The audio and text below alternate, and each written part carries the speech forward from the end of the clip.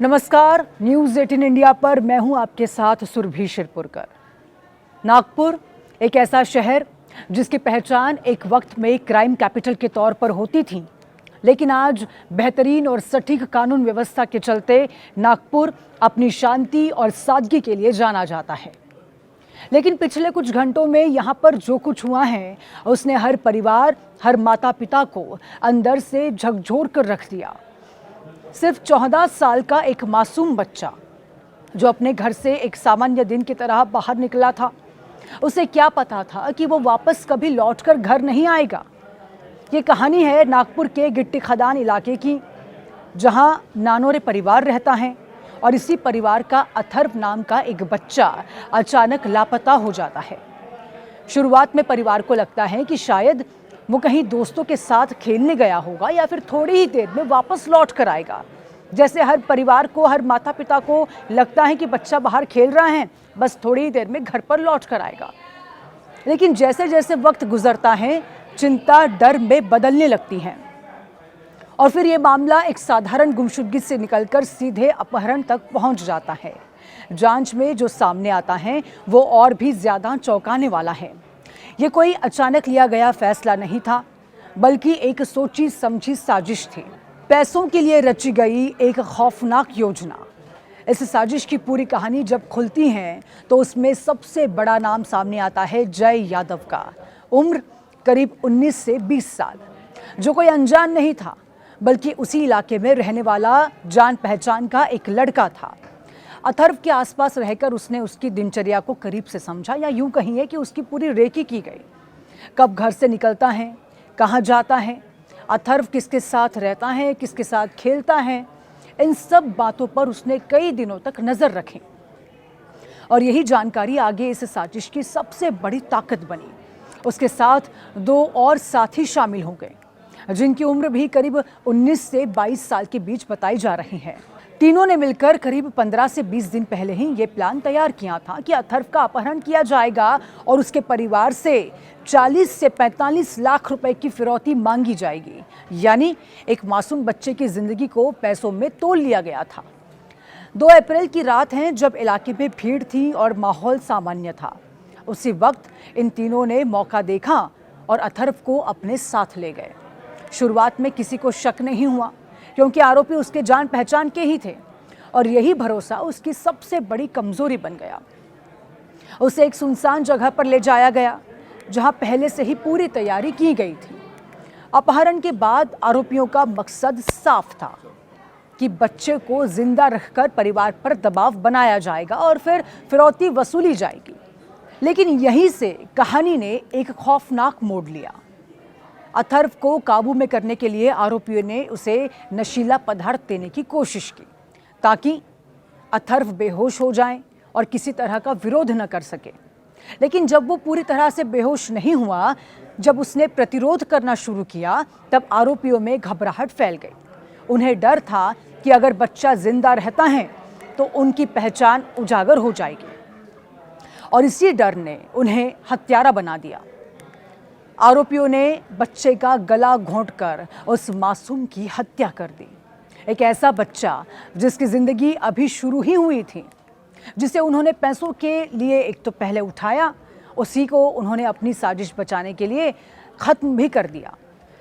जिसकी किडनैपिंग पहले तो पैसों के लिए की गई, उसी को उन्होंने अपनी साजिश बचाने के लिए खत्म भी कर दिया। यह फैसला अचानक नहीं, बल्कि डर, लालच और जल्दबाजी का नतीजा था। हत्या के बाद भी आरोपियों ने अपनी साजिश को छिपाने की कोशिश की। शव को एक बोरे में भरकर सुनसान इलाके में फेंक दिया गया, ताकि किसी को भी शक न हो और पुलिस को भटकाया जा सके। लेकिन अपराध कितना भी छिपाने की कोशिश की जाए, सच ज्यादा देर तक दबा नहीं रहता। इधर परिवार हर गुजरते पल के साथ टूटता जा रहा था। 36 घंटे तक उम्मीद और डर के बीच इंतजार चलता रहा कि अथर्व घर पर लौट कर आएगा। लेकिन जब बोरे में बंद अथर्व का शव बरामद हुआ तो सब कुछ खत्म हो चुका था। उस एक दृश्य ने पूरे शहर को झकझोर कर रख दिया।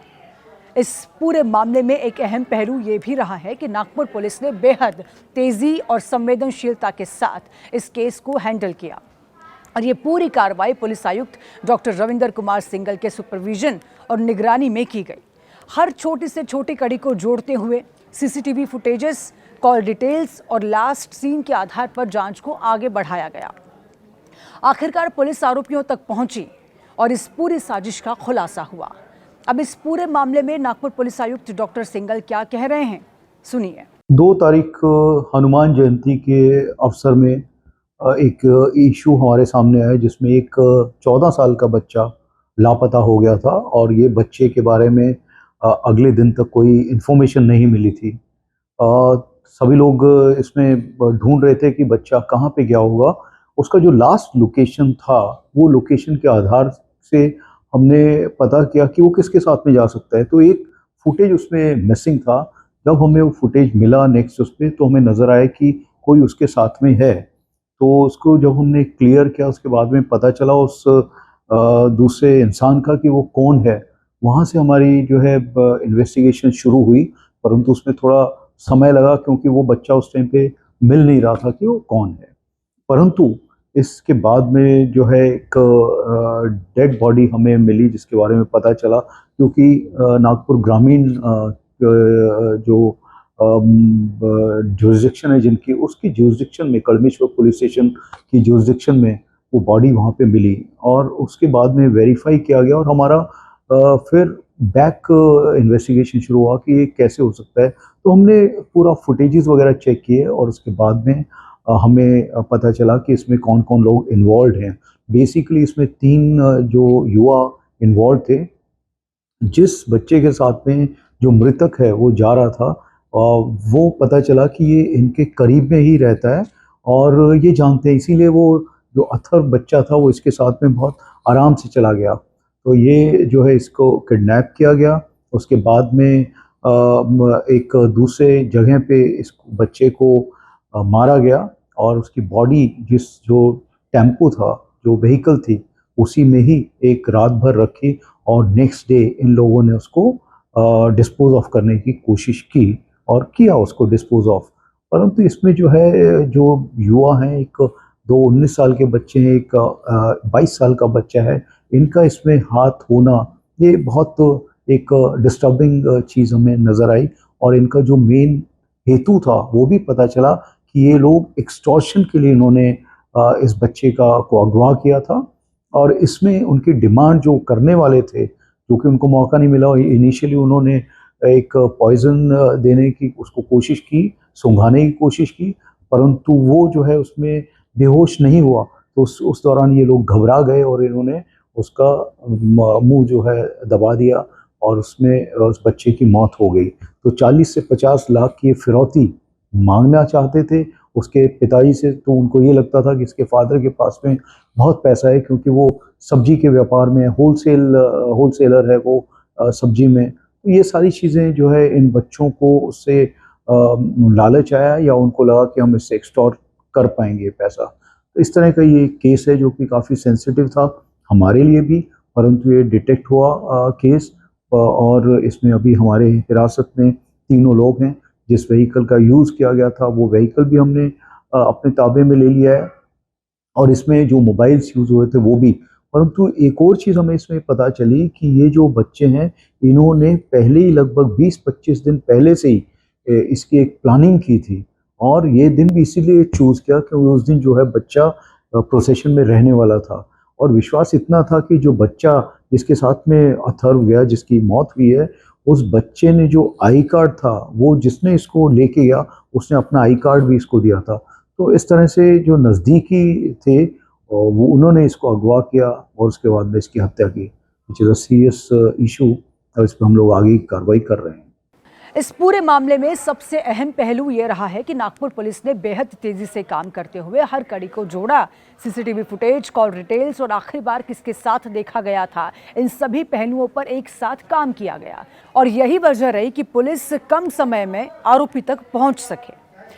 पूछताछ के दौरान जैसे जैसे सच सामने आया, ये साफ होता गया कि ये हत्या किसी निजी दुश्मनी की नहीं बल्कि पूरी तरह से पैसों के लालच में की गई एक वारदात थी। एक गलत प्लान जो बेकाबू हो गया और फिर उसे छिपाने के लिए एक मासूम की जान ले ली गई। आज इस घटना के बाद सबसे बड़ा सवाल यही खड़ा होता है कि आखिर समाज किस दिशा में जा रहा है, जहां जान पहचान के लोग ही सबसे बड़ा खतरा बनते जा रहे हैं, जहां भरोसा ही सबसे कमजोर कड़ी बन गया है।